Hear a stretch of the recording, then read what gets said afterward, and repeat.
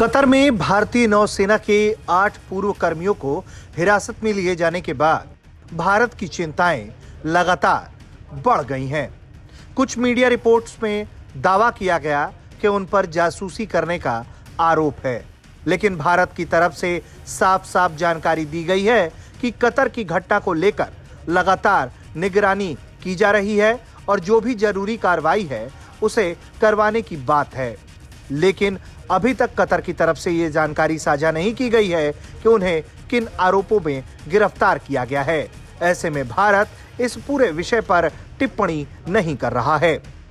ये कतर के मामले में जहाँ पे हमारे 8 इंडियन सिटीजन्स भूतपूर्व सैनिक वहाँ पे हैं, हमने पहले पिछले हफ्ते इसके बारे में कहा था, उसके पहले भी कहा था कि बारीकी से नज़र रखे हुए हैं इस मुद्दे पर। दोहा में हमारा दूतावास इस पे काम कर रहा है। हिरासत में लिए गए भारतीय नागरिकों को परिवार के सदस्यों और उनके पास डायरेक्टली कॉन्सुलर एक्सेस की कोशिश कर रहे हैं और उनकी यात्रा, फैमिली मेम्बर्स की यात्रा के संबंध में स्थानीय अधिकारियों से साथ नियमित संपर्क में हैं और हम आशा ही करते हैं कि ये जल्दी से जल्दी हो पाए।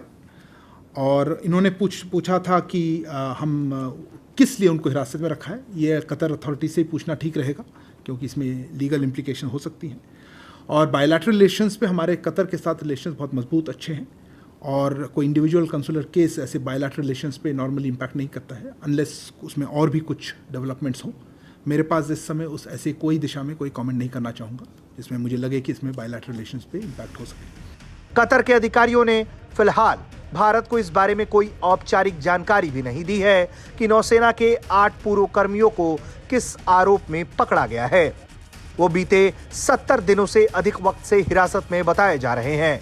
भारतीय अधिकारियों को अब तक हिरासत में लिए गए लोगों को 2 मौकों पर काउंसलर एक्सेस देने की बात कही गई है, एक बार अक्टूबर की शुरुआत में और फिर एक बार इस महीने में। कप्तान या कमांडर के पद से रिटायर हुए पूर्व नौसेना अधिकारी फिलहाल अपने परिवारों से बात करने में सक्षम है, लेकिन कतर में नजरबंद भारतीय नौसेना के 8 पूर्व कर्मियों की गिरफ्तारी पूरी तरह से इस वक्त रहस्य में डूबी हुई है। उधर खाड़ी देश में भारतीय मिशन इस मामले में लगातार स्थानीय अधिकारियों से संपर्क बनाए हुए है।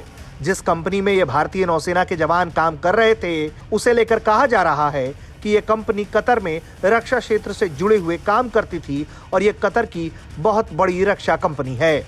ऐसे में इन अधिकारियों की गिरफ्तारी और भी ज्यादा सवालों के घेरे में है और हर किसी को इस विषय में जवाब का इंतजार है।